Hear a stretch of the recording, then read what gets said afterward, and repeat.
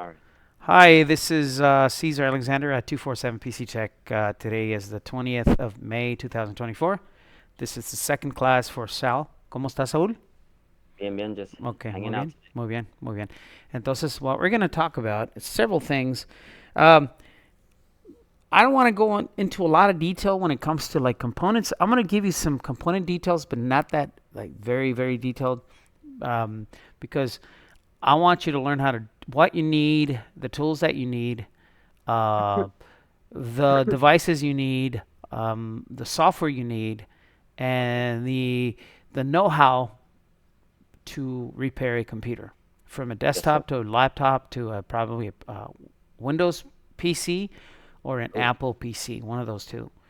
oh, wow. Okay. Yeah, the faster you know, the better it is. Okay, and as far as components, we could go about while the class is going. We could talk about like what I usually do is let's talk about a topic, and the topic spins off to like different devices, different things. Then I pause the topic and I show you hands on what it does and what's the purpose of the item or the peripheral or the device or the training or the session.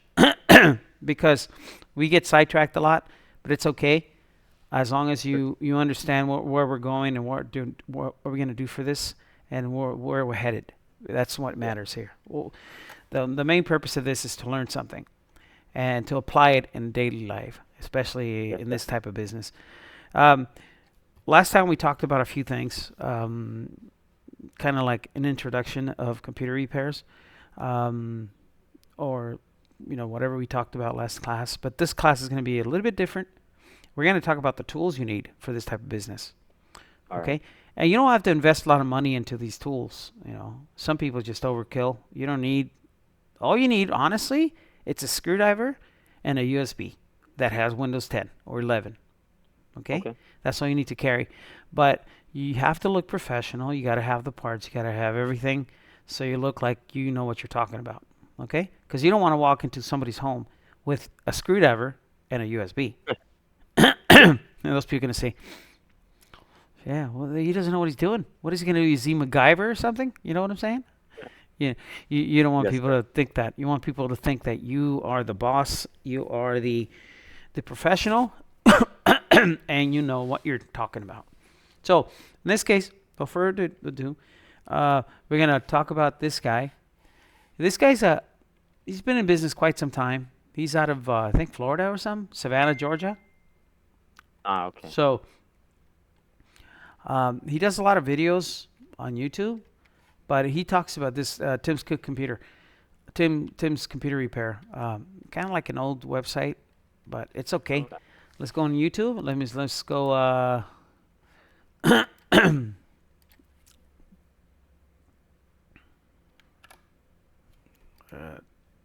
tools mobile on site. Let's say on site computer repairs. Okay.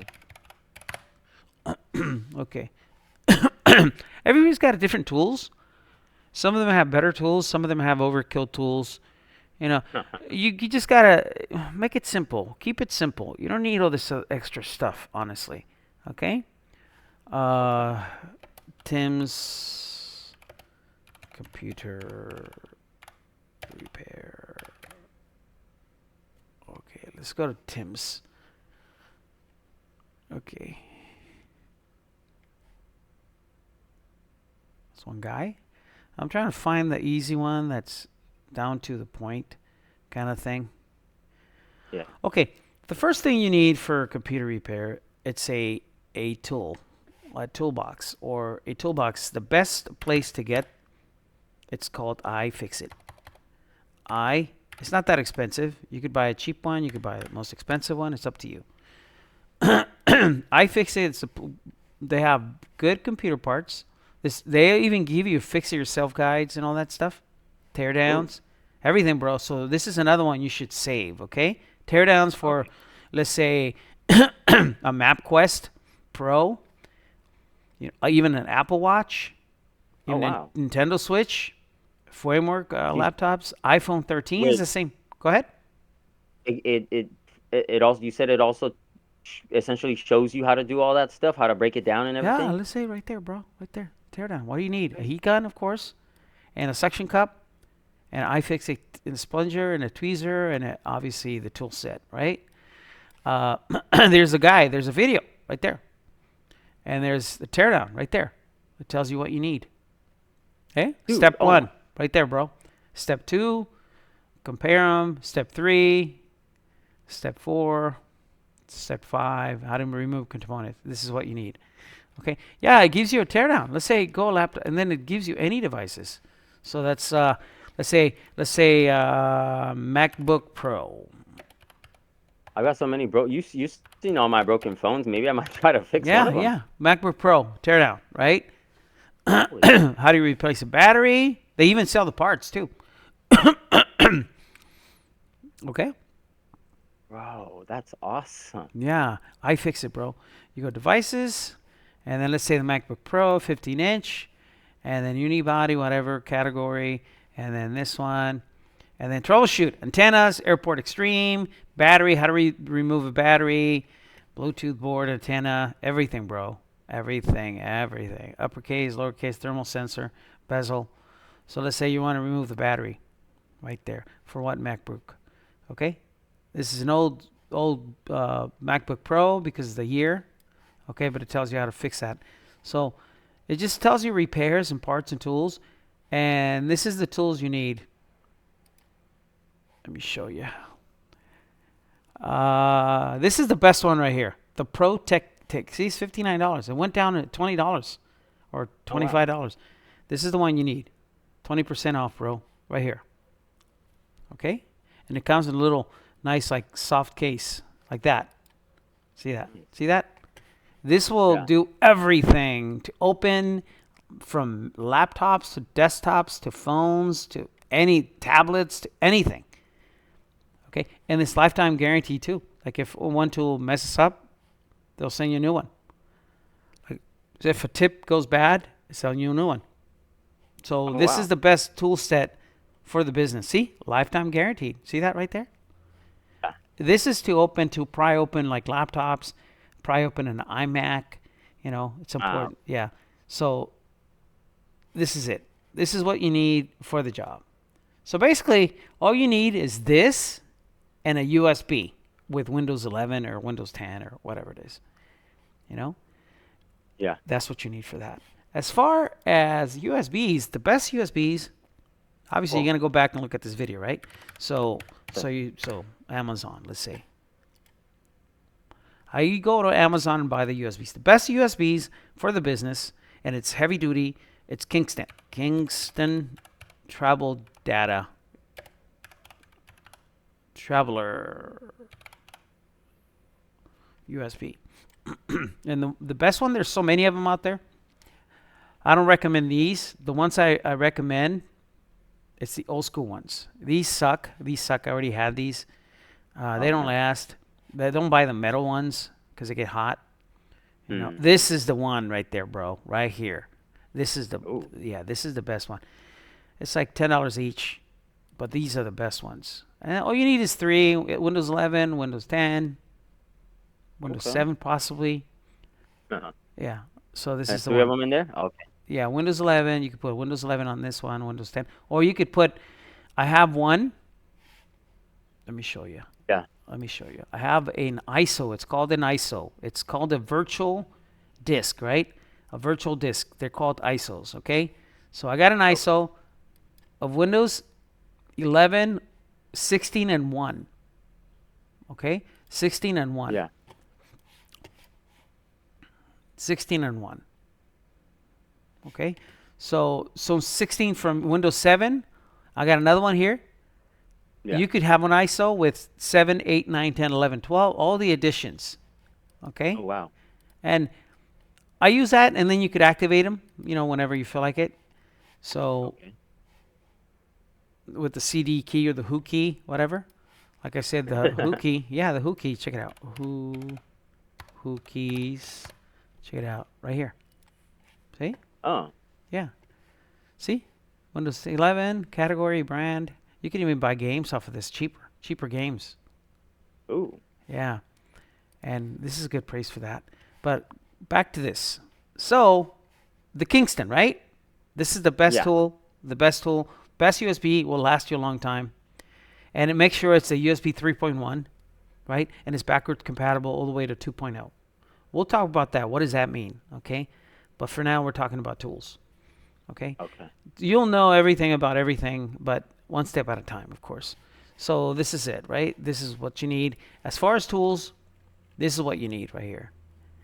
If you want to spend $20 on something, it's going to be cheap, and the tips are going to start cracking, bending. They're not as good Yeah. quality. And this is $59 is a good investment. You'll get your money's back. Trust me, in one job. See, number one best-selling toolkit for Hey. expert level tools for tech repair. That could be anything. Fix repair guides. You can fix tablets. See, tablets, iMacs, tablets, phones, even cars, bro. Desktop Whoa. PCs, yeah. Game consoles, PC laptops, cameras, dude. Appliances, Ooh, I gotta fix apparels, my. yeah, apparels. So what? What is it? I'm gonna look that one up so I can try to fix my Nintendo. There you are. Car, trucks, computer hardware, game console, all this stuff, bro. Everything is very vast. If you get a blue screen, I've never if the heard of lap, this page. well, I fix it, bro. Most of the stuff you don't know, but now you know. And it's half the battle. So there you are, phones. And you type in the phone, Apple phone, Android phone, let's say Android phone, and then just type in the phone you have, whatever. Let's say Samsung phone, and then Galaxy, whatever, Note, whatever. Let's say Note. Oh, Yeah, and then you look at the Note one you have, Note 5, Note 8, Note 20. You know, you go like this, and then it tells you how to replace everything, bro. Everything.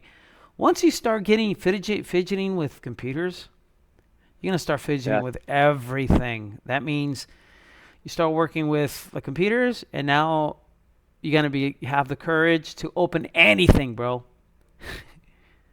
you Oh, know, my head's hurt. Yeah. yeah. So let's say you start working on computers and laptops, and then you're gonna start working on phones. You're gonna start working on PS4s, PS5s, Xboxes, Switches, everything, because you're gonna get the courage. You're not gonna be scared anymore. Oh, I might break it. No, you're gonna see that it's so simple, you know, and you're gonna be able. As simple as you break it, it's as simple as you fix it. You understand? Yeah. Yeah. Yeah. So yes, I fix it. Save that and save this one too. But it's gonna be on the Yeah. video. Okay. So you Okay. need that. The next thing you need, as far as those two things, obviously you need a bag. So you could have a carry-on bag or one of those camper bags, or you could go to Harbor Freight. Okay, I'm gonna get a briefcase. No. check it out. Go to Harbor Freight, and you could buy a tool bag, right? A tool bag, and they Yeah. got cheap ones too. So let's show you. Like you could have this one or this one. I like this one. $17, bro, right there. Ooh. See? You go to Harbor Freight, and this is what you carry. You carry all your all your stuff right there. Okay, $17, bro. Yeah. Yeah. That's great. Okay, so that's for the tools, right? There's different ones, different prices. You don't want to have the one with the zipper on top because you want to have it accessible. Yeah. Open. This is the Yes. best. This is the best one right here, the Hercules one. It's $34. Ooh. Okay, Okay. this is the one I have. You could also buy if you want to spend money. You could buy the Milwaukee one, but it's too expensive. Too expensive. Yeah. You don't need it because you're gonna be changing bags every 2-3 years anyway, because they get old. Any bags are old, but this is heavy duty. Look at this stuff, and you can put everything in there, bro. Okay. So, or $139 bag. You don't need that much. That's too much. The $59 Hercules bag or the $34 Hercules bag is fine. Okay, there's Yeah. another one right here. This is for 20. Look at this. That's how you're gonna be carrying your stuff with you. Ooh. See that? Compartments and Yeah. everything. So the Hercules bag is perfect. The only downside about this Hercules bag is the little screw right here. Over time, Yeah. you got to make sure you screw it in every time you carry it, just in case, so Oh, it doesn't like fly out or something, you know. yeah, yeah, yeah. But you also have like a little one of those around your shoulder, little like For the strap. yeah, like a strap Ah, around your shoulder, so you could carry it around your shoulder. I like to carry it with my hand because it's very yeah. accessible. It's really quick. So make sure the screw is always in all the time. That's the only problem. And then obviously every other like the Milwaukee has other issues. I mean it's just it's human error, right? So Yeah. that's one thing. The next thing you need is a flashlight. Let's go to my history and I'll show you the flashlight you need. Okay, why about this stuff? You could buy this eventually. You could buy these stickers to put What them is that? on What's? your like USB, so you know this is Windows 11, right? And you put the sticker Oh, on your cool. little USB, so you know it's Windows 11. Looks clean and legitimate. The other thing you Okay. need is let me check it out. Check it out. Okay, hold on a second. Hold on a second. I buy parts, like I bought speakers Yeah. for MacBook Pro. Let me see. Okay, right here. The torch. This is sweet, and it's a rechargeable battery, and it's magnetic, bro. Ooh. Magnetic. Look at this. 360 degrees rotation. Okay, and this is Yeah. it's in metal. It looks like a Ooh. lightsaber. Okay, it's Dude, 35 that's bucks. I got two of those, and they have like how many hours? Like 2 3 days, or I don't know how many hours to leave it on. Like 24 hours if you leave it on, and it's rechargeable, and yes. it's a Type C connection. See, Type C, right there, right That's there. awesome. Yeah, and then you could also recharge your phone too from it. See that capacity to recharge your phone. See, it's charging your phone right Dude. there. Okay, and then see, it's metal. You can put it anywhere, and it has a magnet on the bottom. See that? You can even work on cars. You can work on computers. Let's see the video on this one. Then it's LED, Wow. Oh, dude. That's really bright, and it's magnetic in the corner. sick. Dude. See? And Oh. you're working on a case. You could put the light right there while you're working on the case. So yeah, the price is perfect, and it's all metal aluminum, and it's a rechargeable battery, and it's really bright, and it's only 35 bucks, bro. I bought so many flashlights that I spent $100 on stupid flashlights.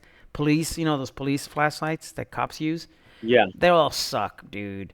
They're not as good Dude. as this crap right here. So I did the research already. I've been doing the research for years. So whatever I tell you, it's more feasible. And this is the Yeah. best one right here. And then you could buy one. You always need a flashlight because sometimes the working conditions are dark. Sometimes you go to a place and they're really dark, and then you can't see that much because you're working on a Yeah. laptop or something. You could also stand it up on a table, and you could just you move this thing. You could stand it up like that. See that? You could stand it up, Yes, sir. and then you could put this in the bag. It's not as big. It doesn't look big, but it's good. So flashlight. Number one is the tools, right? The tools. The iFixit tool set. There's some computer tool set, but they're not that good. They're cheap, but they're not that good. Hmm. See, this one's eight That orange bucks. one looks cool. It looks good, but you don't need all these tips. But I mean, they're cheap. Yeah. You could start out with one of these if you like, and then eventually buy the iFixit one. No, Okay? I'm gonna buy the Yeah, iFixit one. and, Just and I don't know. The orange yeah, screams to the me. reason why because the tips, they're like 1 or 2 uses only. They Dang. use it and then they strip them and they suck. Okay? Another one that's really nice, dude, is this one, dude. Okay, it's Ooh. power. Hold on a second. Power is cheap.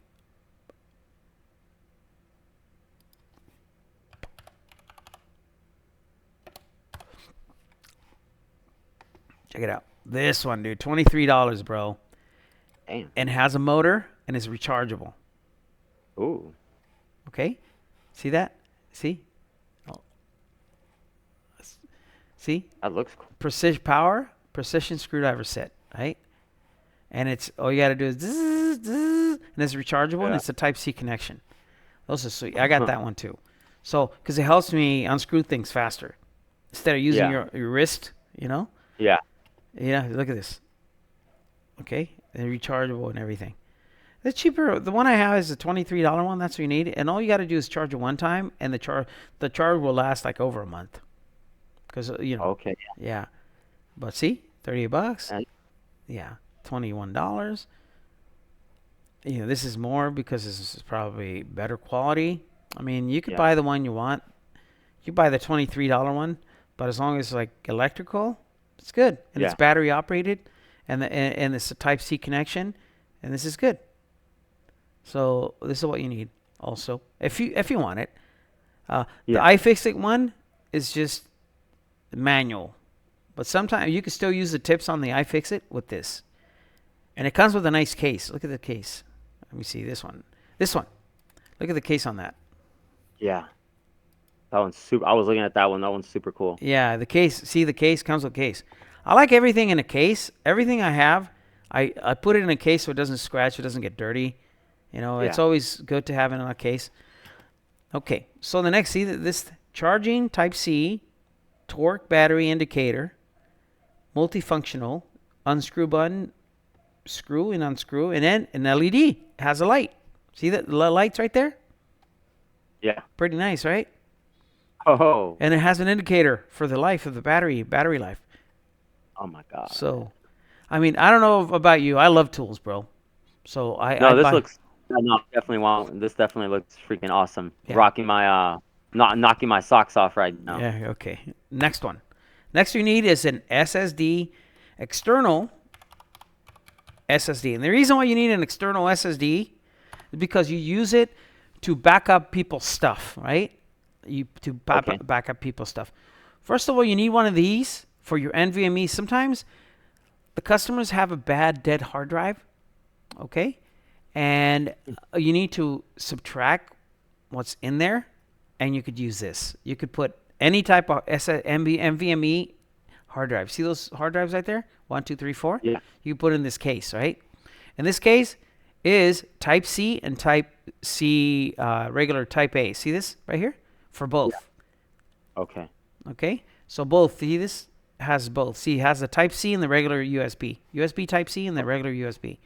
And you could put the NVMe, and you could put your memory for your tablet, for your desktop, for everything, for your phone, everything. It's Windows based, it's Linux, Chrome OS, and everything. So, and this only what, $16? Ooh. Yeah, you need this is what it is called, an NVMe M.2. There's different series of hard drives, and one of the hard drives we're talking about is an SSD M.2, kind of like the one I put on your computer. That's an SSD M.2, a little tiny Samsung one I put in there. It's an M.2. Yeah. Okay, so SATA enclosure, right? You need that. You need the Type C and Type A. See that? So $16. You're always gonna need this. Trust me, because that's how you could retrieve their files. If their computer's dead, okay, don't worry about it. We just got to disassemble the laptop or the desktop and put it on this enclosure. Put the SSD on this, and you could connect this to any computer, and you could access its files. Another thing you need, it's called the SATA enclosure 3.5 SATA enclosure. You could put the old. There's another one that's data transfer. Like these are kind of old school because this is what you need right here. Ooh, the toaster. Yeah, the toaster. Yeah, it's a toaster. They call it a toaster, actually. That's the name. Oh, okay. Okay. You could put your hard drive on top, or you could put the small 2.5-inch SATA or non-SATA, like regular hard drives, and you could retrieve and clone at the same time. You need two, or you could just need one, but this is how they go. See that? And you can retrieve this docking station. You can retrieve it and save the person's files into another computer. It's a little duplicator.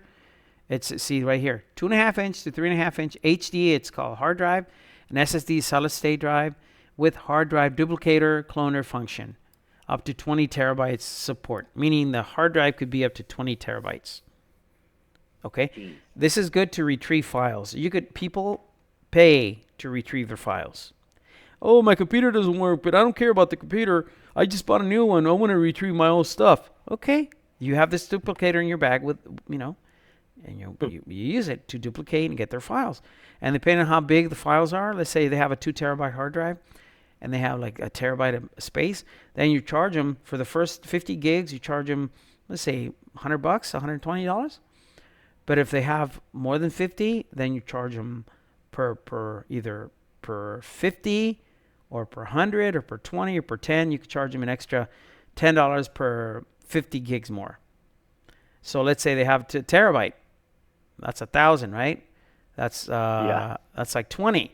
So 20 times 10, that's 200 plus the $140 that you charge. So that's $340 right there. And the reason why is because you're going to be spending time trying to retrieve the files, and it's going to be hours or minutes, or probably from an hour to 2 hours, and then you charge them accordingly. Or some people ask you, you charge a hourly rate. I usually say, to be affordable, I tell customers I charge a flat fee. Okay? Okay. How much is going to be? Well, for this, let's say data retrieval, I'll charge you, depending on how much you have. We could start it at 140, but if you have a lot of files, it's probably no more than $300, like that. Some customers, some computer repair guys, they say they charge per hour. You could charge per hour if you wanted. That's up to you, it's your choice. Depending on the customer. You could tell the customer, let's say it's a business. Yeah, you could do per hour. Let's say the guy's an attorney, per hour. Let's say the guy is professional, per hour.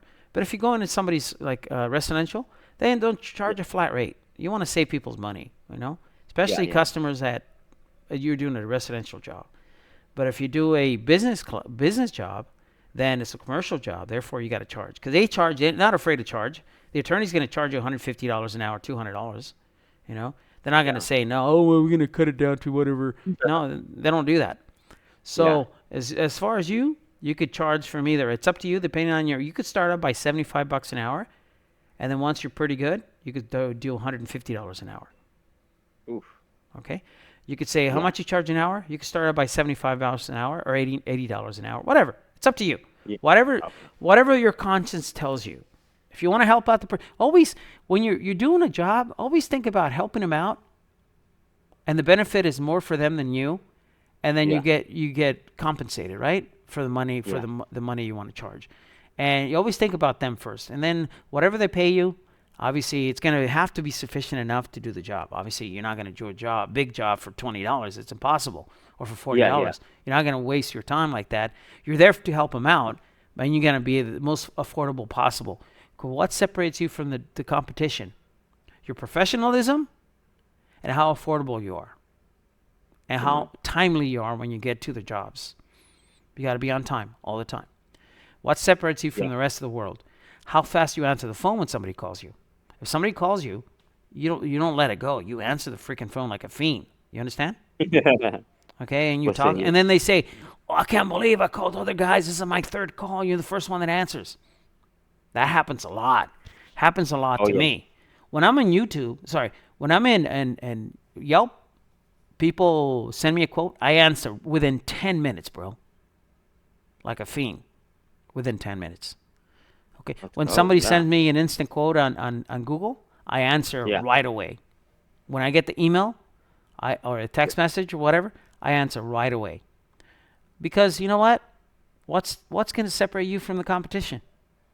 How ready you are to help them out. How eager and ready to go. Because most of the people are panicking, bro. Most of the people have their computers, and they work off their computers. Some of the people work out of their house with the computer they use, and that's their own livelihood. That's how they make their business. That's how they work. And if their computer down, they cannot have a downtime. They cannot have a downtime. So another thing that's important when you go to people's homes, especially if you go to people's environment, this doesn't apply to you or anything. This is just vague information. This is just out there, right? I like to be straightforward, and I like to be informative. Appearance is very important. Okay. Yeah. Okay. When you go to people's homes, you can have a beard. There's no problem. But you're tied. Like if you have loosened hair, tie it up in a bun or something. Don't leave it all over the place, because customers. And you always gotta smell good, because customers, you don't want to sit at their desk smelling like ass. You understand? Whatever. Yeah. Yeah. Because when you go do a job, make sure you take I mean, I'm not gonna teach you how to be No, yeah, yeah, clean or yeah. anything, Too much. but I tell you because my son used to do the same. He used to go to jobs all dirty and filthy, and I used to tell him Oh, a lot. Hey, son, I taught you well. What the hell are you doing? Don't go to customers. And if you're gonna smoke a bowl, make sure, like when you go to people's homes, don't smell like bud. You understand? Because some people are yeah, yeah, prejudiced. Some people like it. Some people do not like it. They hate it. yeah, Okay. And then when they see a guy that's smoking pot or they smell pot, they say, this guy's a loser. I mean, I'm not saying you are. I'm just saying that's yeah. what people think. You understand? I know. No, So I know. so my kid, he did some jobs and he met this girlfriend, and she gets epilepsy every so often. She's sick, so she's smoking pot, right? And so my Yeah. son now is smoking pot because of her. So now my son is doing smoking pot before going to work, and then goes to work smelling like pot. And customers tell me, they write me a review on Yelp or Google and say, oh, this guy was all stoned out and whatever. That's not Mm, professional. yeah, You can smoke as much as you want. It doesn't matter as long as you wear like a spray or put some cologne on or something. Hide it. yeah, Hide it. I mean, the only reason why I say this because I don't want people to say nothing bad about you as a person because yeah. people are quick to judge. Quick to judge. Okay. Oh, I So, know. so, and then you're providing a service that's gonna pay you money. Therefore, you have to be up to par to their necessities or to their requirements because you're working under their time. You understand? Yeah, Okay. So of this is course. part of the training too. It's important, right? And I tell you because I'm Yeah. an old man, so I'm 54 years old. So I tell you this because I know. So yeah, this SATA enclosure is important. The next one you need is called it's called like a computer blower kind of thing. It has a different name, but there's different ones. The one I have is the duster here. It used to be really cheap, but Whoa. now it's expensive, right? It's Yeah. $117. But you know what? How much money you save on just buying canisters? Canisters like $9, and then you can only use a certain amount of time, and that's it. This duster is perfect to blow out your computer and clean your computer. There's other cheap ones like these. They don't blow that. They're not that strong. They're Yeah. not that strong. You could have a blower. You could buy this, or you could have a shop vac. Shop vac. You could do that. Oh, hold on a second.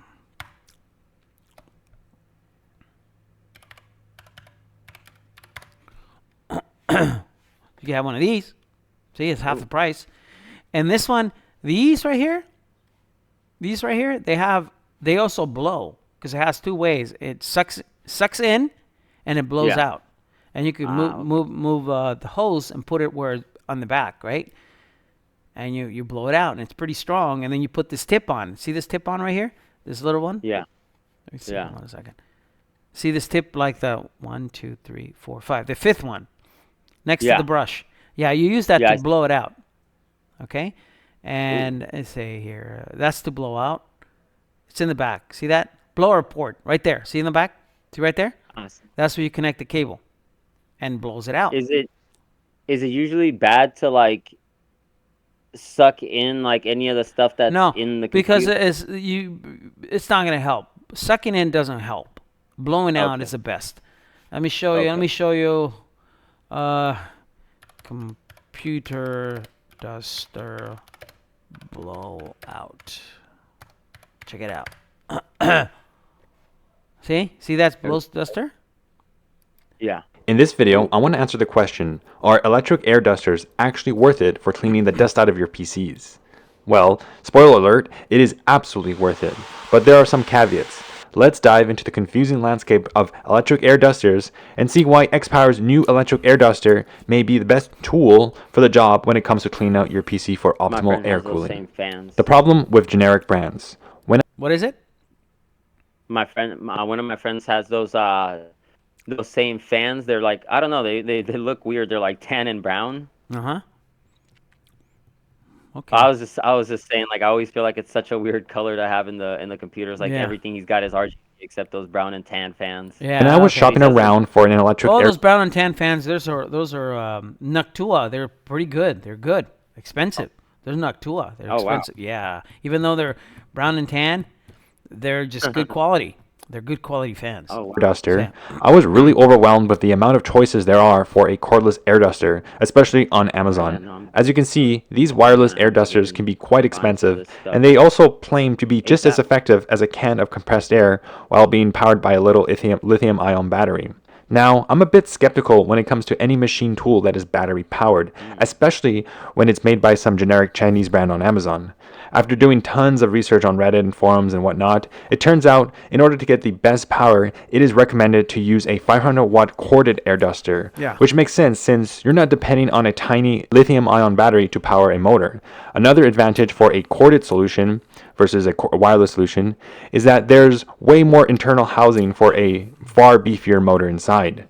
Most importantly, with a corded solution, there's no worry of a battery degrading over time, losing its strength, and This guy dumb because you got to clean the filter. Yeah, I see that. I was like, Yeah, whoa, the yeah, you filter's got to dirty. clean the filter every so often. Every time you blow something, especially like this, especially inside of an environment, you got to. Sorry. When I clean a computer for the customer, if I'm doing a big job, I don't charge for the maintenance. I just do it. I just include it in the whole Yeah. price, right? But All some right. customers call you for maintenance because they're afraid to clean it because they're afraid they might mess it Yeah. up. Yeah. Yeah. Yeah, when you blow it out, you got to blow out the CPU, the fan in the center. You also got to blow out the power supply on the bottom. You got to blow out like the GPU, which is the GeForce video card. You got to blow out the front, Yeah. the back. You got to be thorough, right? And then some Okay. people have a computer that haven't been blown for probably or cleaned probably since 4 years, and so it's really Huh. dusty. People don't care. People kind of dirty. And then they Yeah. Oh know, yeah. and they say, "Oh, my computer's running hot." Common sense. Look at how it looks, you know. Yeah. And then you have to, and then this blower will help you for your computers, and you could clean them every 6 months, you know. Clean All them. right. Oh, and you could blow your keyboard with it too. If your Ooh. keyboard's filthy, whatever, dusty, Oh yeah. with 90% dead skin, dead flesh, then blow it out. You know, it's good. It's very important. I mean, it's a good investment. You know. Okay. worst of all, being a point of a failure. I really think a corded duster is the smarter investment over a cordless one. So let me introduce my weapon of choice, and it's the X-Power A2S Cyber Duster, which is an amazing multi-purpose electric duster and blower. The first thing I noticed when I unboxed this blower was how premium it felt in the hand. Its quality construction really boasts this tool as being professional grade, made to be used and abused for a lifetime thanks to its super durable construction. It has some decent heft to it, which means that this company, X-Power, did not skimp on putting a beefy 540-watt motor inside. It's still really compact, weighing at just 2.6 pounds. I really appreciate its ergonomics too, which made it really easy to maneuver and hold, moving it into tight places on my PC at every angle. This electric duster has an adjustable 2-speed control and comes equipped with 3 nozzle attachments, which were perfect for cleaning out my PC. A very important feature is that it actually has a filter on its intake, which prevents recirculation of dust particles onto the subject you are cleaning. This attention to detail of having an air filter is something that cannot be overlooked because a lot of the cheaper generic brands of air dusters lack this feature entirely. Lastly, this air duster has a very long, And then he goes high-quality on 10-foot the power whole cord, video and I'm which back made me on. not miss Yeah. having a cordless blower. Given What is it? Did you Oh say? no, it's funny how he's talking about like changing out the filter, but then it seemed like he put the old dirty one back Yeah, on yeah. to then blow out I all the think you dust. use the same blower to blow out the dust, the filter. You could blow out the Oh. filter, yeah, with it. Just clean it. Oh, okay. Yeah. So yeah, that's just an idea what the type of blower you need because there's so many of them out there, and you don't want to spend money on a crappy one. Or if not, you buy one of these, but it's kind of heavy. You got to carry it in your car, and it's kind of like a pain in the ass kind of thing, you know. I Yeah. used to do like this before because when I started, Yeah. they didn't have no blowers. That was non-existent. It didn't exist, and I used to use these, or I used to use a small compressor. Check it out. Oh. Yeah, you could also use a small compressor.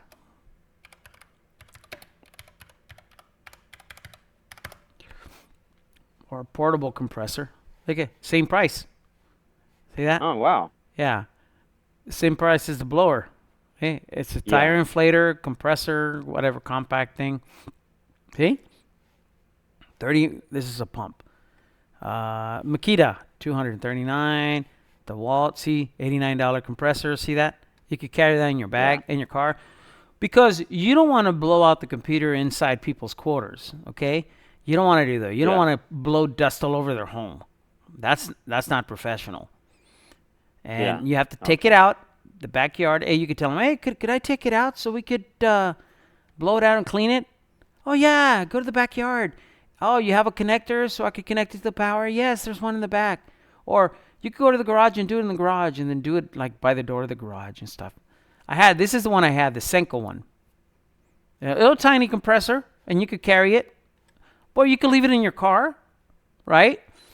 And then you could just leave it in your car, and it has a big long hose, and then just blow it out and clean it. Make sure the car's next to you, the person's home, because you don't want to carry it all the way to the car, and the car's like a block away. Make sure the car's next, and then make sure the car's next to the customer's home, and then you clean it. And it looks professional if you have something like this, right? I mean, could, instead of spending money on a big thing like this, because it could be stolen if you leave it in the car, then buy yourself a little tiny one, the X-Power one, which is the less you have to carry, the better. Okay, yeah, Simon. Okay, Simon carnal. Entonces, so I'm just teaching you this stuff because you're gonna need it. Okay, it's important. It's very important, and it's not a lot of money. It's not a lot. It's not a lot of money you have to invest. You don't really need what I'm telling you. You could start out with little things, but if you have it, it's actually gonna make. Hey, the technician is not how the skills of the technician is. What tools the technician is using. If you have the right tools for the job, you're a professional. If you're lacking of tools for the job, then you lack of professionalism. Even though you could have all the skills in the world, but you don't have the right tools for the job. You understand? And this is, obviously, if you want to get a compressor, it's choose your poison. Either a compressor or either a little blower. Okay. Yeah. It's up to you. What makes you happy? And then you could also need, and this is a power compressor. You could buy a inverter, power inverter. It's cheap. They got some at Harbor Freight. You could buy all this stuff at Harbor Freight anyway. See, one of these inverters. See this stuff? You could connect it to the car, and you have power. You turn on the car. If let's say your compressor doesn't have air, right? Okay. But once you have the air in there, it's going to last a long time. But let's say you could use it for 2-3 uses, right? The blower is no big deal, but you buy one of these inverters. And sometimes the customer doesn't want you to do the job inside their home. They're paying in the butts. Those kind of people, I don't like to help them out. Because, hey, you want me to work on your computer and you want me to be outside in the hot in the sun? Yeah. No, this is not a good working environment. Yeah. Okay? And then you tell them when you're there, oh, you don't mind if you work outside? You say, first of all, I need good working environments. You want me to fix your computer? I got to be sitting down on a nice table and a chair so I could work on this. I'm going to use a lot of tools, so I need some space. If the customer says, I know, I got an elderly mom, whatever, and she can't be around people, whatever, or this and that. I'll say, okay, well, give me a sec. I'm not going to be in the sun, first of all. You got to tell them. Yeah. I could work in your garage. That's the least you could do. Yeah. No, yeah. See. Okay. You need a table. They usually have tables and chairs. Yeah, put a table and a chair in the garage. It's fine. I'll work inside the garage, no problem. But I'm not going to work outside the freaking sun. No, Simon. That would piss me off. And it would piss you off, too. Why, am I an animal or something? You're crazy. I'm not doing concrete work here or landscape work. I'm doing computer intricate work that nobody could do but me. And that's why you called me, because you love my reviews. Let's go. You want the good and the best? You have to pay for it, and therefore you have to deal with me going inside of your house. You called me to go to your home, right? It's an on-site service. You're aware of that. So therefore, respect me. Some people just don't respect you based on how they look, because we're minorities. They think we're like dumbasses, Oh yeah. And we're not. probably highly qualified, highly trained people. I mean, you're being highly qualified and trained by me. I've been doing this for 30 years, 30 plus years. I've got masters in computer Let's science. go. So I know what I'm Uh-huh. doing. So I just like I respect my customers and I try to do as much as I can for them. The least I want for them is to give me a nice, working, good environment. And if they don't want to Yeah. give me a good working environment, I'll just do the job because I'm there. But you know what? I would never service those people. Okay? I would never Yeah. service those people. An application that you need, so as far as software, it's called Evernote. Evernote. Okay? Evernote is free, but if you want to cross-platform to your cell phone, your tablet, your laptop, your computer, it's like this. It helps you see your phone. You Yeah. could, let's say a customer calls you, right? Oh, Caesar, hi, or oh, Saul, I got a job here, and when can you come in? And then you go into Evernote and you list it. This is Evernote right here. Let me show you my Evernote. So this is my Evernote, right? A lady yesterday called me. She called me, right? And she said, can you come in tomorrow? I said, no, I'm doing some construction work at home, but I could come tomorrow. And she said, right here, Lori, laptop, 24, 20th at 6 p.m. This is Evernote, and this is the address. I always take a picture of the home. I go to the maps. I take a picture of it. I do it from the phone.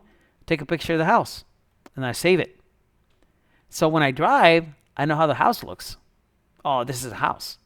Instead of looking around and calling the customer, where's your home? I can't find you. Yeah. Well, I already got the picture. Same with this. I'm going to put a SSD and OS and install a mic for this guy on Tuesday. Okay? Look at that. Whoa. Okay? This is you right there. See that? Hey, let's go. See what I'm saying? So, That's awesome. yeah. So, Evernote's important. You could download that app. It's free, right? It's free. Let's go Evernote. Let's say solutions.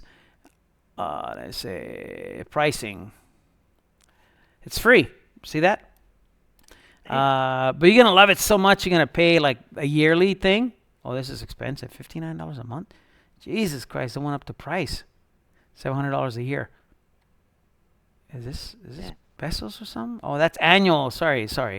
That's annual. It's $59 a year. No. Jesus, they went up the price. Jesus Christ. Just get the free one. See, check it out. Yeah. Create up to 50 notes, one computer, 2 devices. See that? Yeah, that's awesome. Why is it keep it? Let me see. Tackle. Let me see. Why is it? Damn. Let me see. Something's wrong there.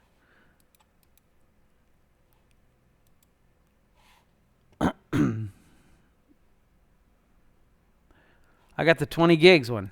I got the Evernote Professional. See that? I got Yeah. 20 gigs of storage. Let me see how much I paid last time.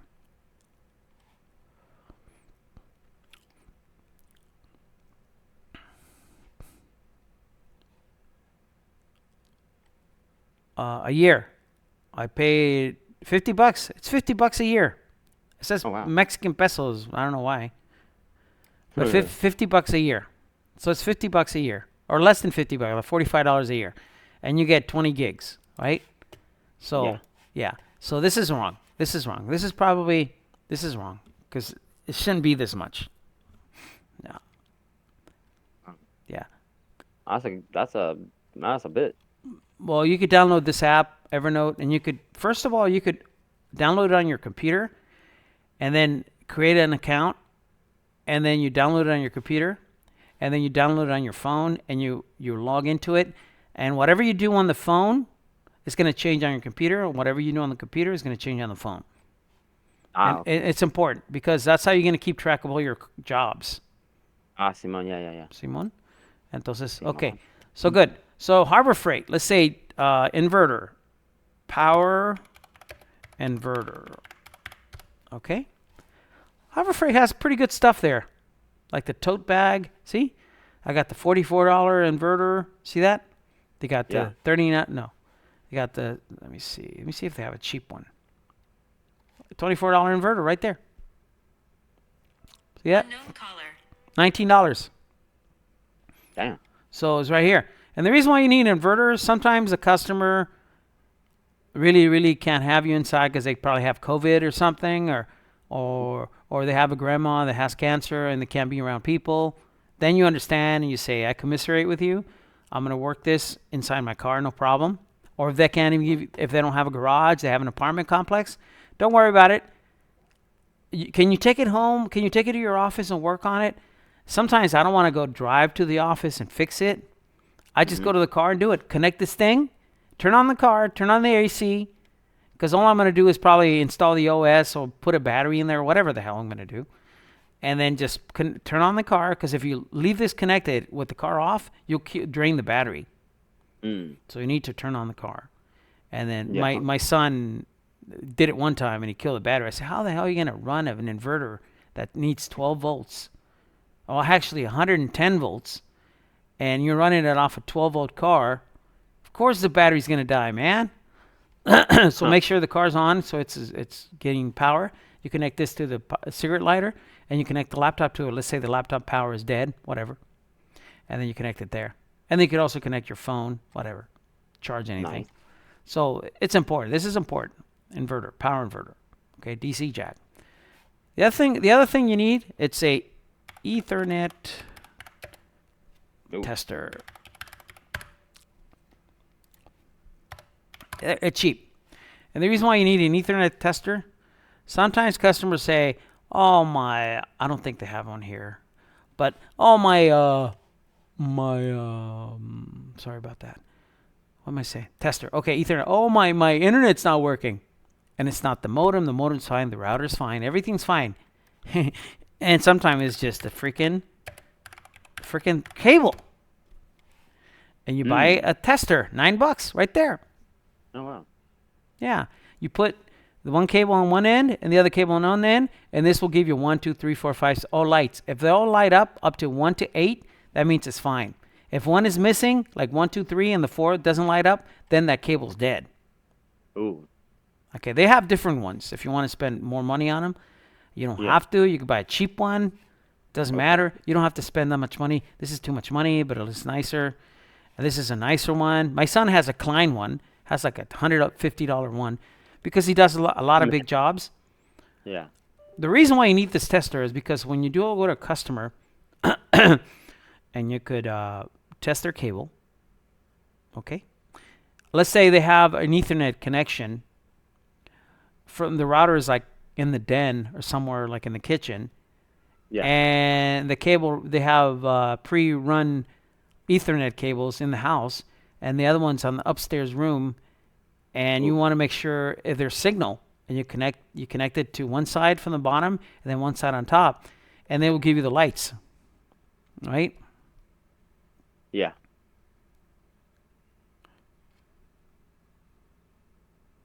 Give you the lights. Jesus, what happened? So that's why you need that tester. Okay? You could, something wrong with the cable. Or sometimes, most of the time, it's not the cable itself that has a problem. Sometimes the cable could have a kink, but the first thing you do is you cut the cable and you put new tips. Now, I'm going to teach you how to do tips too. Okay. So, and then you see right there? $9. Yeah. So sometimes the cable's fine and the tip is messed up. Let's say you replace the tips and the cable's still bad. Then the cable has a problem. Then you have to redo the cable. My son, he does a lot of these jobs. We're talking about $1,000 to $2,000, $3,000. Okay, because he's running cables. No, when a job. Yeah. Whoa. Yeah. Let's say recently there was a church in Chula Vista. I don't remember the church. I think it was National City, Chula Vista, one of those two. I don't run cables anymore because I'm old, right? I can't do it no more. You seem like you're pretty fit. You're pretty young. You could do it yourself. Or you could hire somebody to help you too. Let's say this customer at the church wanted 8 cables running. Okay, my son, you could buy the cable. It's Cat 6 at Cat 5. Let's say Cat 6 better quality because it's shielded. And that's copper, right? Oh, Category 5. No, it's cable. Category 5. See a spool, 1,000 feet, $79. There's cheaper ones. Oh, $64. See this right here? This is 500 feet. You don't want that much. You want that less. 1,000 feet, $84. I already say 128 too expensive. $99. 500 feet. They're crazy. You could buy it for $60, bro. 1,000 feet for $60. This is the reason why it's expensive because this is Category 6. Category 6 is good quality. I'm going to teach you what that is, what that means. Category 5, Category 6, Category 7. So, Category, see this one, $64 right there.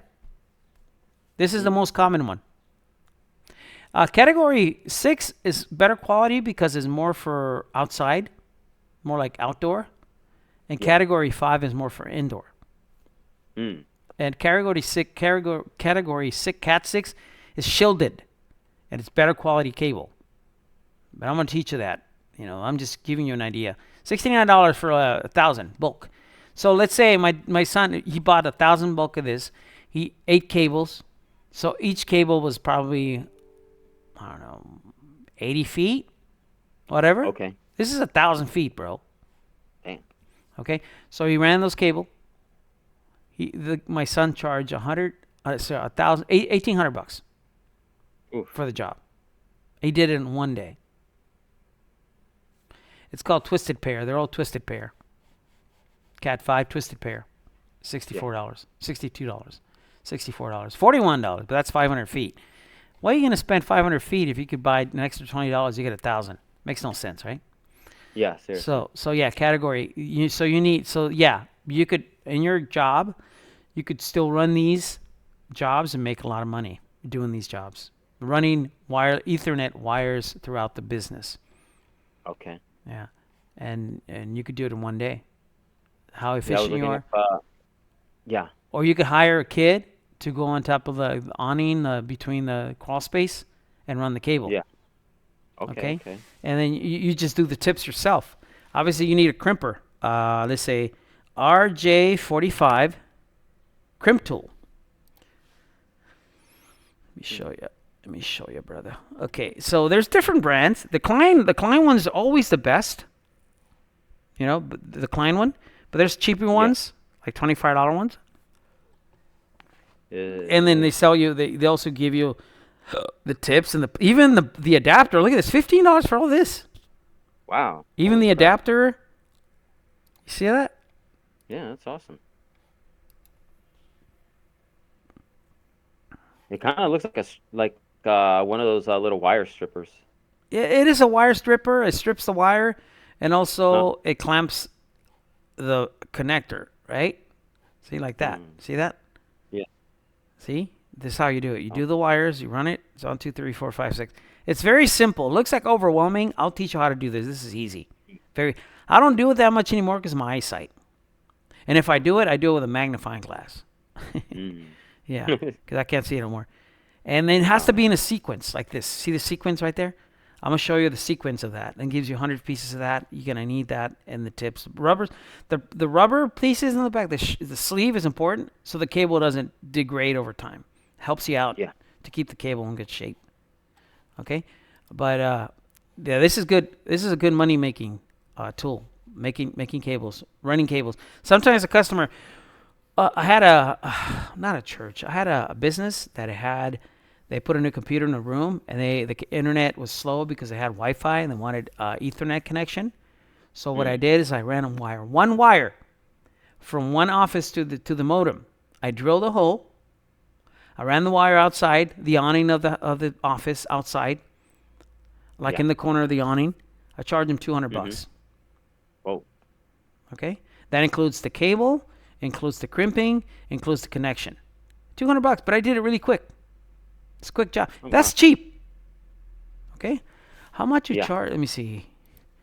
Cost to run 100 feet Ethernet cable and California, because California is more expensive than other states.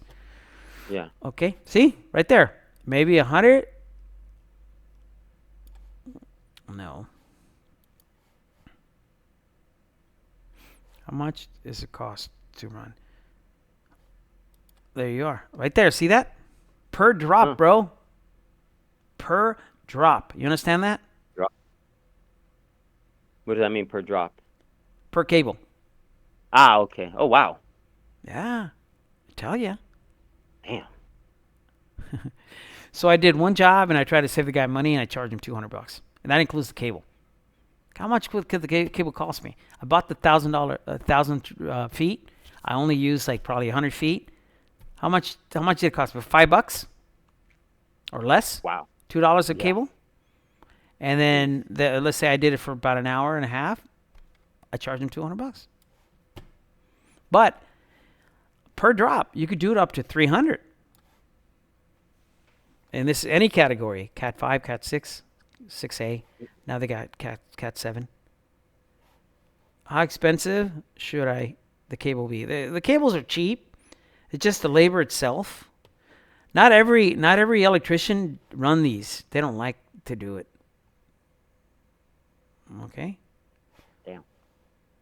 It's not expensive, dude. Come on. Probably So, just a paint. yeah. Or you could do $4 per foot, which that's old school. You do it per run. Okay? Check it out. $3,800 average cost to run Ethernet through your house. Oh. There you are, bro. I ain't messing around. And you only charge 200? No, I only ran one cable. Ah. I only Ah, ran one cable from one place to another, and I drill a hole with my drill bit. Through the wall. That was quick. okay. So right here, the cost to do where was it? I It's don't know. like 3,800 or $3,800, something. bro. Yeah, I saw that. I was like, whoa. Oh, there it is. Yeah, approximately is design cabling and materials to do the job. Huh. Yeah, from $1,500 to $3,800. Oh. So I ain't messing around, dog. This is a good ticket price right here. That's like more money than I was making like every 2 weeks at my old job. Well, there you are.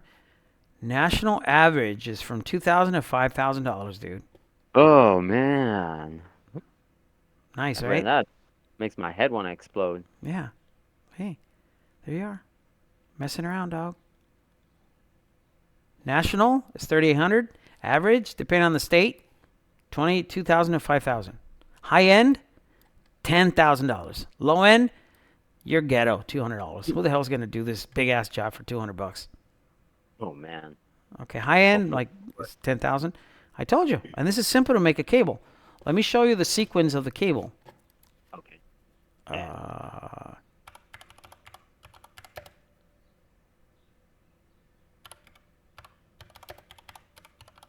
Yeah, when I was looking up, like I said, some of the videos I started watching yesterday was how to run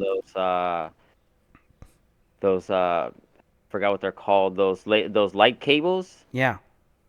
What are those called? Oh, the RGB cables? Yeah. Those ones for the super high speed internet. I was watching how to The do fiber that. optics? The fiber optics? Yeah, the fiber optics. I was looking up how to. I was like, what is even going on with the It's a tips light. and stuff It's like a that? light. It's a light. It's a beam, light beam. It's like glass and plastic or something. I was like, Yeah, this is yeah. crazy. Well, it's actually glass. That's what it is. Ah, And a light. Check it out. okay. Check it out. That's a sequence. Right there. Yeah. Okay. Orange, white, orange, green, white, blue, blue, white, green, brown, white, and brown. That's a sequence. One side goes like this, and the other side goes like that. You put the sleeve in. See that? Right there. See that? Mm.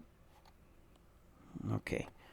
Make sure there's two ways of doing it. This way and this way. I always do the B. Always do the B. Okay? But make sure the both tips have the B. You can't do this one, the A, and do the B. You can't do that. Okay. You see the difference is the orange? The blue, the orange right here, and the green is right here. Ah, okay. Okay? And the reason why it has to be the same, because if not, you're going to have a interruption. So you make sure both sides are the same, either the A or the B. I always do the B. That's me. See? That's me. This is what I do. The B. Okay? All the time, the B. Okay? That's for the cabling, right? So there's a way. Let me look at a video just so you kind of introduce. Yeah. The tip. Ethernet tip.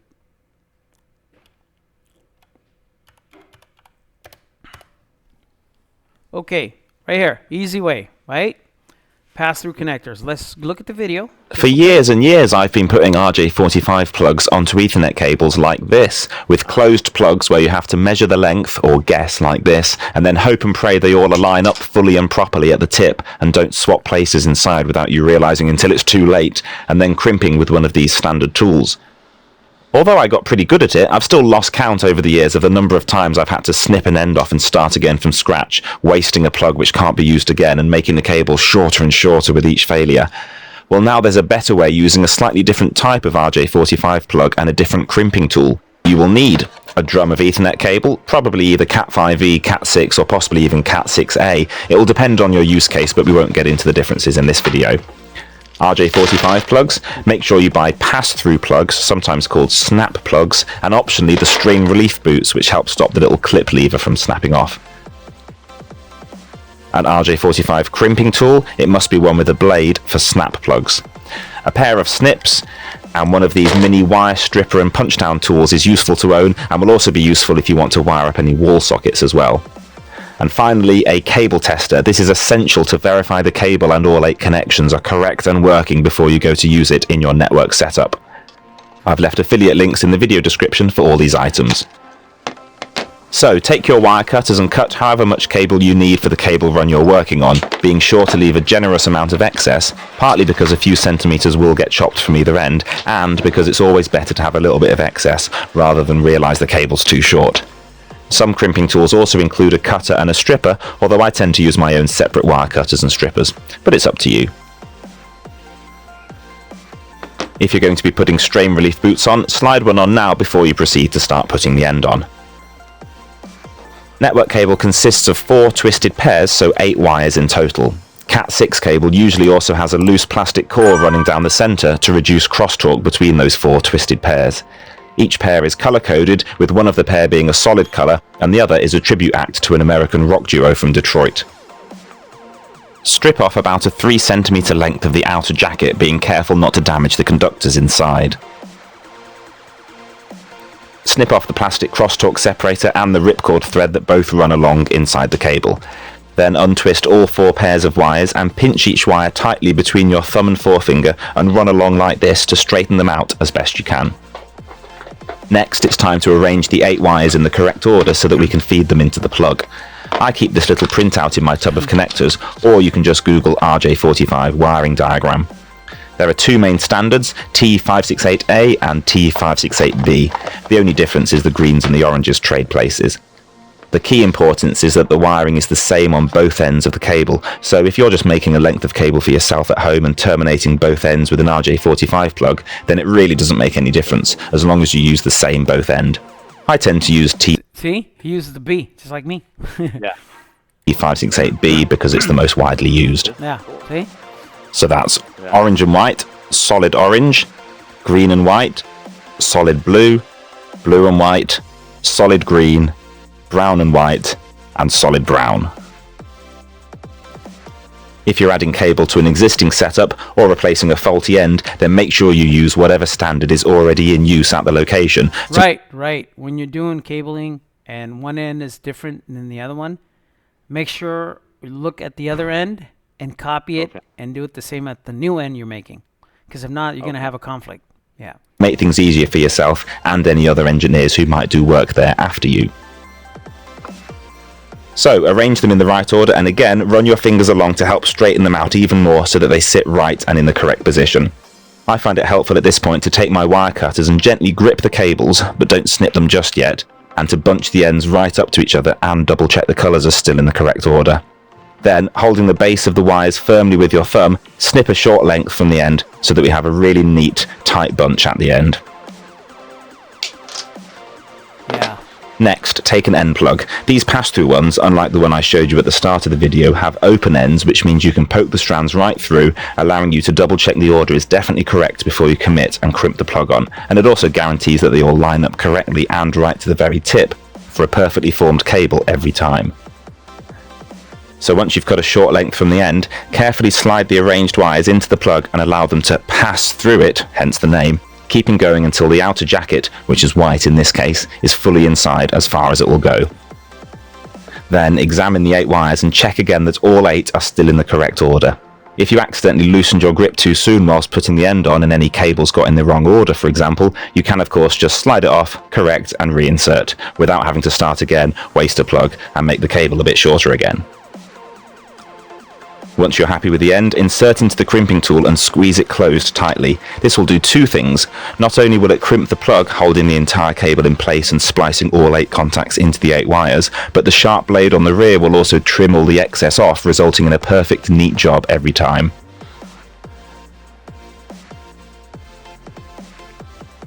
You can then slide the strain relief boot up and over the clip, and that's the first end done. Repeat exactly the same process with the same wiring order for the other end, and then be sure to test the cable with a cable tester like this. I was wondering where you would put that. This checks all 8 wires individually. It will tell you that the 8 connections are good on both ends, and also that it's wired up correctly on both ends in the right order, or at least in the same order both ends. It does this by sending a pulse down each wire in turn from the master to the remote. You should see the sequence going from 1 to 8 on both ends, and when it does, you know the cable is working perfectly. Okay. RJ11's for phone. If you get a sequence like this, then you know you've made a mistake somewhere. Yeah. See that? See that? If it's a long cable run and both Cat5e and Cat6 cable are good for 100 meters, then you can separate the master and remote parts of the cable tester and put one at each end of the cable run to test it. Is that a bigger cable? Yeah, that's a thicker one. Nah. See? For years, You like that? That was pretty nice, huh? Yeah. See how simple they are? You thought it was like overwhelming, right? No, it's pretty pretty simple. Okay. Yeah, I'm looking at this and I'm just like, that It's probably shouldn't be this easy. It's simple. Okay, the other thing you need, obviously you need this. The other thing you need, let's go back to the SSDs because I think we went to the enclosure. Let's go to external SSD. The ones I use, there's 2 good ones, right? There's 2 good ones.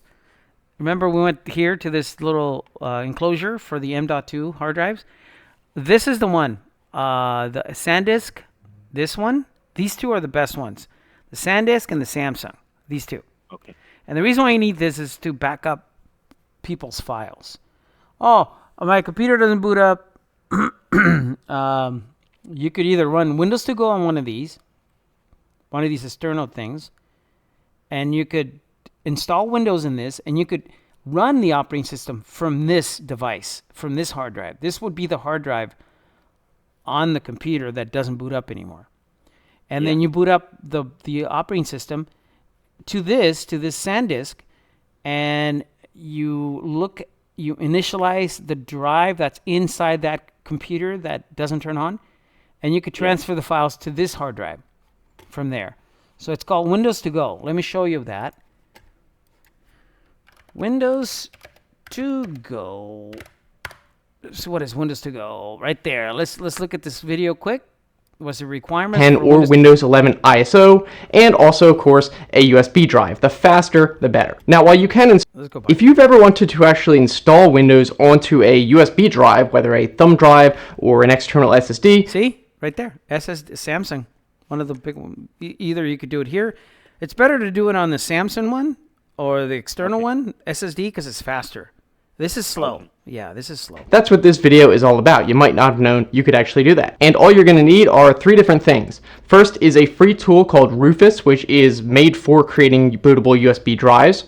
You're also going to need a Windows 10 or Windows 11 ISO, and also, of course, a USB drive. The faster, the better. Now, while you can install this to a regular small USB thumb drive, it's probably going to be a lot slower, though, again, it will still work. The best option would be a external SSD, like one of these made by Samsung or Crucial. These are going to be a lot faster, closer to internal SSD speeds. Either way, though, you're definitely going to want to use something that's USB 3.0 at least. So let's get into these steps, and it's really not too hard to follow. So first of all, you're going to have to go and download Rufus. So you can go to rufus.ie, and I'll put the links in the description, and scroll down to the download section, and just click and download the portable version. That way you won't have to install it, you just run the exe, and it runs the program. Now we're going to need a Windows installation ISO. So you can Google Windows 11 ISO or Windows 10 ISO, depending on which one you want, and just go to whichever is like the top result. Make sure it's Microsoft.com, but I'll also put the links in the description.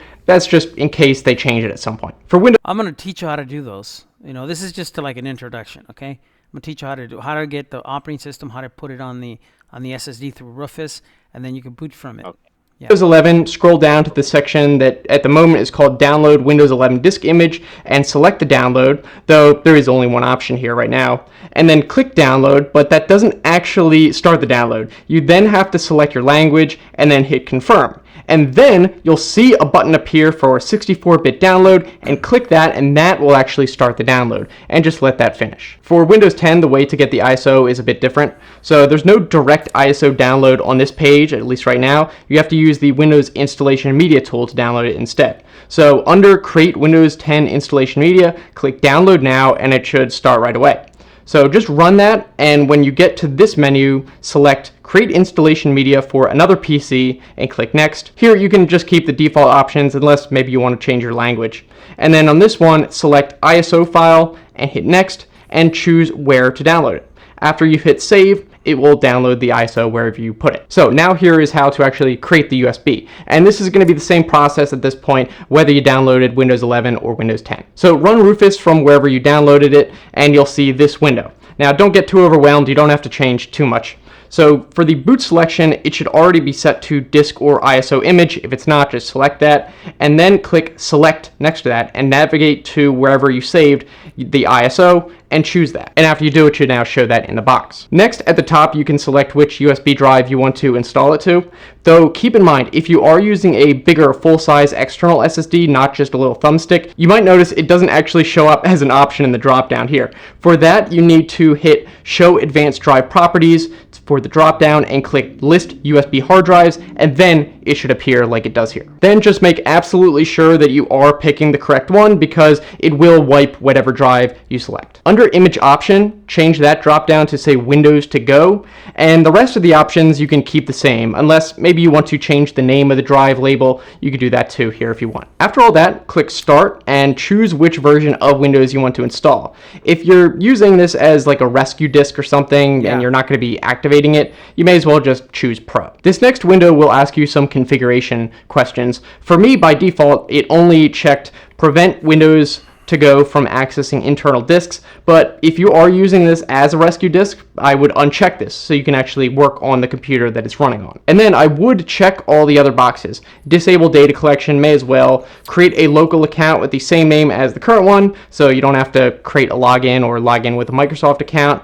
And also set up regional options, same as the current one, just save you some steps. Then you click OK and wait a second, and it will warn you one last time that the drive will be wiped, so be sure you pick the right one. And after you confirm, it will go and do its thing. How long this takes will heavily depend on the speed of your USB drive. On this one, the Crucial SSD, which is really fast, it only took about 5 minutes. Whereas on my other Samsung USB thumb drive, which is actually a pretty decent one, it took like over an hour if I remember. So definitely a huge difference. Either way, once it's done, it's not going to show any kind of success message. It'll just say ready, and then you know it's done and you can close Rufus. And now if we go into the drive, you can see that it has the same file structure as a typical Windows C drive. It's got program files, users, Windows folder, and if you look at the partitions, there is actually another hidden partition for booting and stuff, but that's not going to show up in Explorer. Now let's get to actually booting off this drive. Now one thing to note is that to run off this USB drive Windows, you're going to have to disable something called Secure Boot.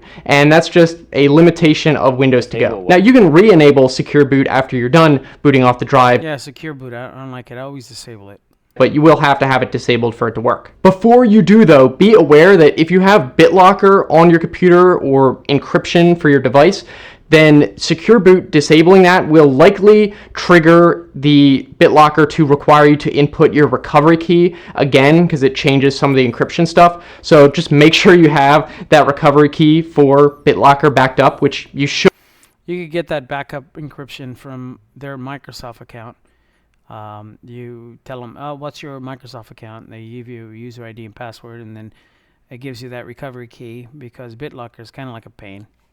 Good anyway, like otherwise, what are you doing? But just make sure, triple check that you do. And I believe also, if you have a Microsoft account you're logging into, BitLocker might have given you an option to back up your key to your account, so maybe that's an option to look into. Anyway, once you ensure that you have any encryption recovery keys backed up, you can actually go into the BIOS and look for where it asks you to disable Secure Boot. This is going to vary depending on your computer, so you're just going to have to look up how you do it. And also, again, like I said, after you're done booting up into the drive or testing it out, whatever, you probably will want to re-enable Secure Boot. It is a pretty good security feature. So once that is all set up, you can actually go and boot into the drive, though, again, you're probably going to have to know how to select an alternate boot device on your computer. That also is going to vary, and you're going to have to look it up. Although usually in the BIOS itself that you were just in, there's somewhere usually an option to boot from there. Anyway, once you're booting onto that drive, it should just take a while. It'll say getting things ready,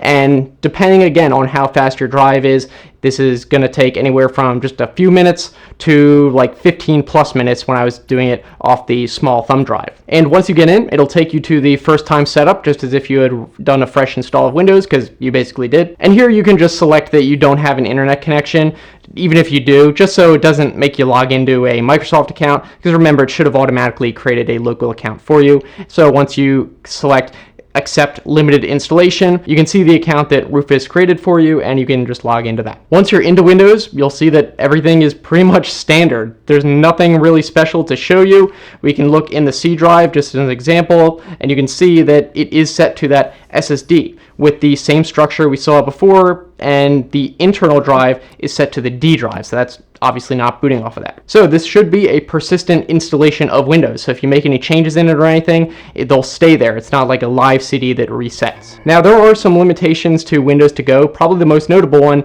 is that apparently it doesn't allow you to upgrade to new versions of Windows. I don't know if this applies to security updates, but definitely for build updates, supposedly. It just won't allow you to make any major upgrades. So if you did want to upgrade to like a new... It doesn't matter. The reason why you use Windows to Go is that to get files back from the customers, data retrieval. Okay? Or if you have, let's say you could have your Windows to Go and you're going on a trip, or you're going on somebody's home and you want to access your files, just connect that Windows to Go onto any computer that somebody could lend you, and run Windows to Go and have all your settings and everything on that computer. Oh, wow. And then all you got to do is turn it off and disconnect the cable, and it goes back to their Windows. Okay, Windows to Go is more like if you have computers that you want to test out, you run Windows to Go and you test out that computer. You know, it's important. It's an important feature. So Windows to Go is really important. You're gonna need that too. So and you do Windows to Go, and then you put a folder and you call it data retrieval or data transfer or data backup on that folder, and you could transfer all their personal files, customers' personal files, that their C drive in their computer that didn't boot anymore. If you're running Windows to Go, and now Windows to Go is a C drive, and their existing hard drive, it becomes a D drive. Okay, and then you could open the D drive, their existing D drive, and get all the files. And Charge complete. And then you transfer those files in there. I'm going to teach you how to do that. The location where you back up files, when you go, I want to back up my stuff, what you back up is you go into the C drive, like right here. You go into your user accounts. You go into I made it Windows to Go, but it's not Windows to Go. I made it. I got 81 gigs of stuff in here, right? I go here. I just got to highlight all this and transfer all this to that enclosure, to the Windows to Go full SSD that I made. That's how you back up their stuff. Highlight everything. All this stuff.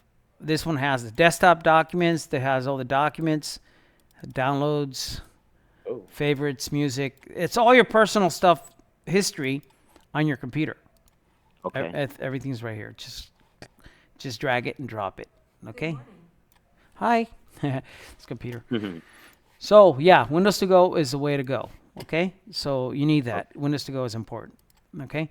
So, very informative information here. So, okay. So, that's why you need an external. You could buy a 500 gig. You don't need a terabyte. I have a terabyte one because some people now have more files. So, I do the terabyte. You can have just one. You don't need two. All you need is one. Either you buy this one or this one. But it's going to be your best friend. The reason why you need it as an SSD, because it transfers the files really fast. Okay. Okay. Versus the old school one, you could buy external HD drive. Like one of these, little tiny ones. Yeah. Same. Yeah. This is a 5 gig. This is a 2 gig, $80. This is 1 gig, $64. For $20 more, you get a SSD. And this stuff is slow as molasses, bro. You don't want to transfer files on one of these hard drives. I used to do it back in the day where you don't have any other choice. Just to these. Yeah. And I still have those hard drives. How long would it take to like 20 times slower? Oh wow, okay, yeah. The SSD does it like immediate. Oh, look at this cheap one. It's a cheap brand. $48. Oh, damn. 1 terabyte. Oh, you can start with a cheap one. $28, 500 gigs. See that? Solid state. Okay. No, actually, this is a regular hard drive. Never mind. You don't even want to spend your money on that crap. This is the good ones right here. Portable. This is SSD. A terabyte. $74. See that? Why would you want to spend money on this crap over here that's going to be slow as hell? See, the difference is $10. See? 74.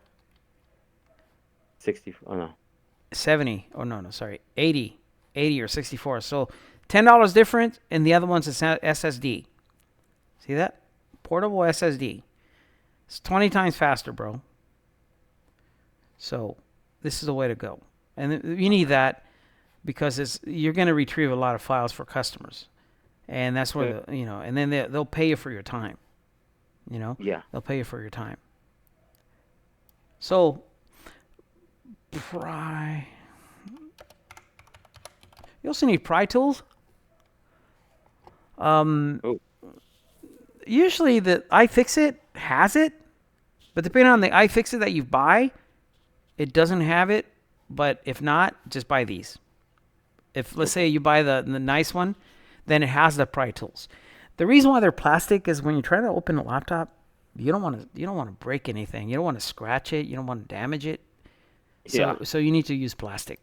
Okay? Okay. You can't use metal, because if you use metal, then you're just banging around and you make it ugly, and the customer's going to complain. My computer's ugly now. Oh god. Yeah, like pry tools like this. iFixit, I don't use this one for that. iFixit has this one, but this is metal. This will damage your stuff, bro. If you want to open a phone, whatever. But it cuts the double-sided adhesive. But it's good. This tool right here is perfect for this.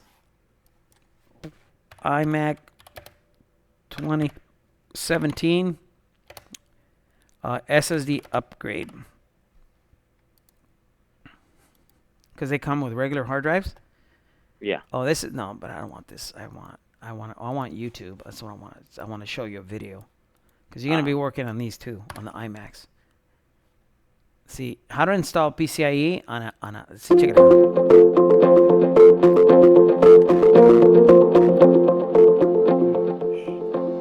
You need... Hello and welcome. See? Yeah. Check it out. Professional installation recommended. Difficulty 1, 2, 3, 4, 5. You don't...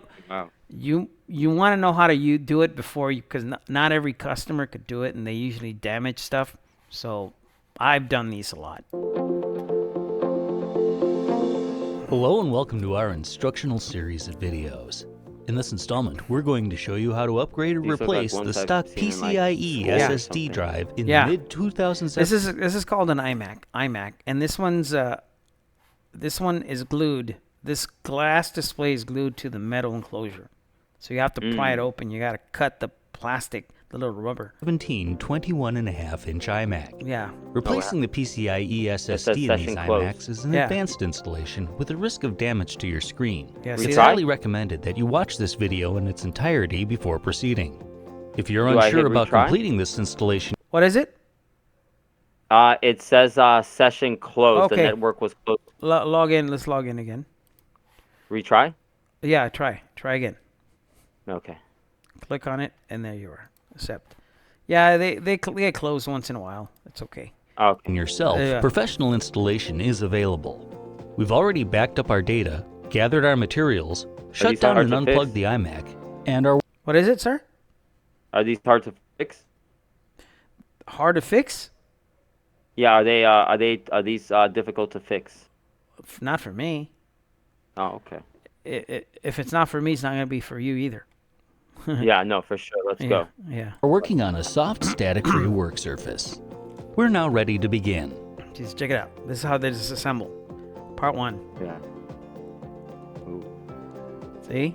The first thing we need to do is remove the display of the iMac. Yeah. It's held in place with an adhesive around the edges, See which that? you'll have to cut apart. Yep. This can be a tricky process and runs a risk of cracking the display, so Yes. you'll need to be very careful. Nothing's Right. happening on my screen. Starting on one of the lower Okay. There we go. Okay.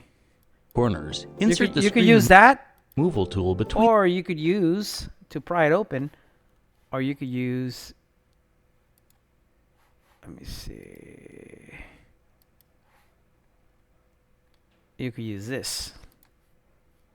That comes with the iFixit toolkit Yeah. because it's metal. It'll cut. Let me take this off. Hotkeys. It'll cut that, right?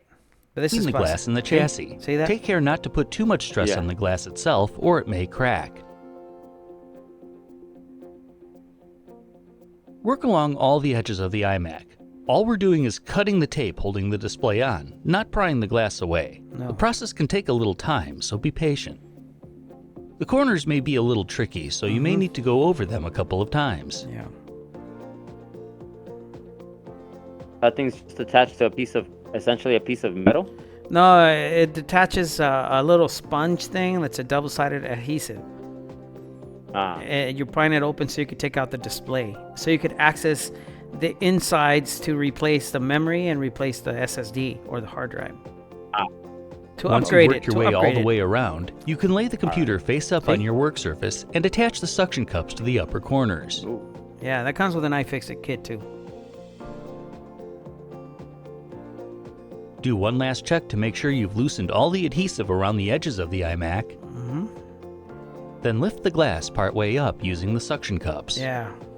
Inside, towards the top center, you'll need to detach two cables. LCD cables. Oh. For the first, simply slide it out of its socket. Yeah, that's the power, and the other one's the data. For the second cable, first lift up on the metal handle Yeah. to unlock the connector, then slide it out.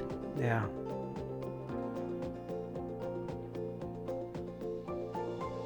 You can then angle the display the rest of the way up and remove the adhesive holding the bottom of the display. Simply grab the tab on each side of the adhesive strip and slowly pull it towards the center until it comes free. Yeah.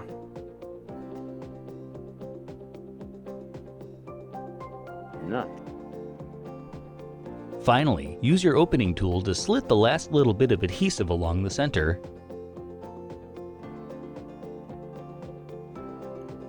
and you should be able to lift the display free and set it aside. And then once you're done with that, you gotta clean all this extra stuff, debris. Now's a good time to peel up any residual adhesive that Yeah. remains on the iMac chassis there's a so we kit can they replace sell. it with new adhesive They sell the later. kit for like $20 for that kit on Amazon. Okay. To attach it back on? Yeah, you put the new one in there once you're done. Once you clean it up, you change the Then hard do drive the and same change for the any memory, adhesive on the back and of the then display. you put the new one and then you close it. Oh, damn. Yeah.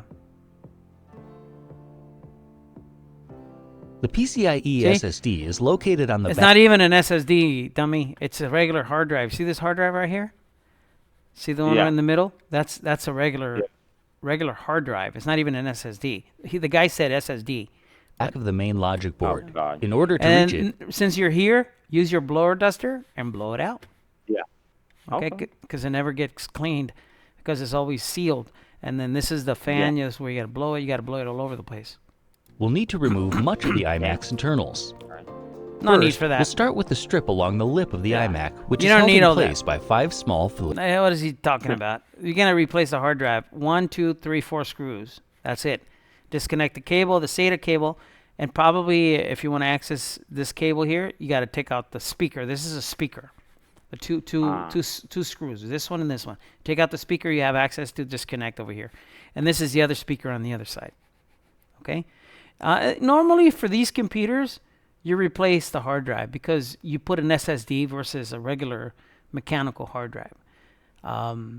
Because these are slow. They're called either fusion drive or hybrid drive, whatever they call it. It's just a regular hard drive, and it's a mechanical hard drive, and it's better to put an SSD. It's going to be like 20 times faster. It's going to boot up in like 5 seconds, versus right now it probably takes about 2 to 5 minutes to boot up. Yeah. Phillips screws, which we need to remove.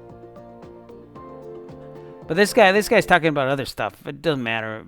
Like, he's disassembling the whole thing. You're never gonna do that unless you replace the motherboard. You know, the motherboards hardly die. The only thing that dies on these are the power supplies, but mostly not. They're well made. The main, if it doesn't boot up, it's a power problem. So you got to replace the power supply. You got to find the power supply on Amazon based on the model number. The model number is usually on the feet on the bottom. Starts with an A, and it has 4 numbers: 1, 2, 3, 4, whatever it is, whatever numbers they are. A 1, 2, 3, 4, A 12, 13, whatever it is. And then you go on Amazon or eBay and type in iMac 24 or iMac A1234 power adapter. Or they require a very specific power adapter. Yeah, or PSU, power processing power, or whatever, or you know. And then you buy it on Amazon. You get it, disassemble the thing, replace the power, and then you're good to go. These are high-ticket items to repair because not everybody, they're finicky. Not everybody does these. Okay, I do these because I know I've been doing it for years, and you could charge good money for these. Okay. Yeah. This is expensive to repair. Okay. But it cannot be more expensive than what the device is worth. You understand? Yeah. But most of the people say, I don't care. I want to save it because I got my personal stuff. Well, you're going to take out their hard drive and you're going to back it up. You got to put in an enclosure. They have a SATA enclosure. Let's say you already saw the hard drive, right? Let me see. Let's go back here. Let's go back here. Where's the hard drive at? Where the hell is the hard drive? Right there. See, that's the hard drive, right? Right here. So it's a SATA 2.5-inch SATA hard drive. You need it's called a USB SATA. Check it out. SATA serial ATA SATA USB adapter. They're pretty cheap, like $5 to $10 right there. See that? Okay. Yeah. You need some of these. $8, whatever. $5. Look at this. So what you do is you connect this to the computer. Once you put the new SSD on the new computer, you connect this to their computer, and you connect the hard drive that you took out right here. The hard drive's still good. It's just slow because it's a mechanical hard drive. And then you transfer their files, the personal stuff. Okay. You know, so you're gonna need this cable too. It's important. It's called a SATA cable, SATA to USB cable, and make sure it's blue. It's 3.0. It's fast, 9 gigs per second transfer rates. Yeah. So there's different ones. There's the Type C and the both. New computers like the new iMacs have they have is Type C connections. They don't have this anymore. I have one right here on this side, and it has only Type C. It has like 5 or 4 of these Type C. They don't have the USB old ones anymore, so you need to buy these adapters too.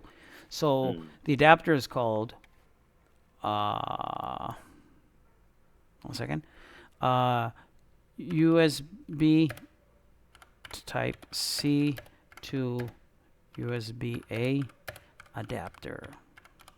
You need to buy these adapters too. See this right here? So this is for, let's say they have something that's Type C and converts it into this, and you need the other way too. See this one? Yeah.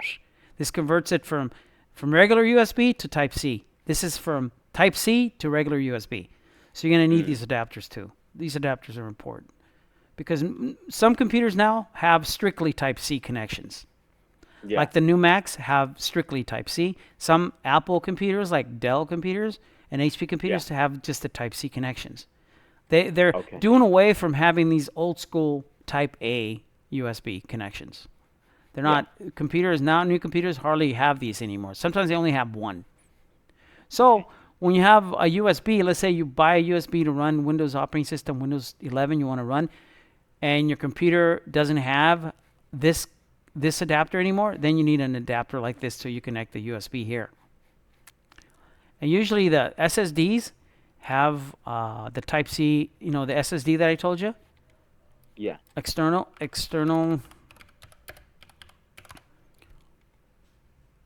They usually have the cable. It's a Type C connection. Let me show you. But let's say you're working on an older computer that doesn't have, see, right there. Right, see that? Type C to Type C, or the adapter. See that? Okay.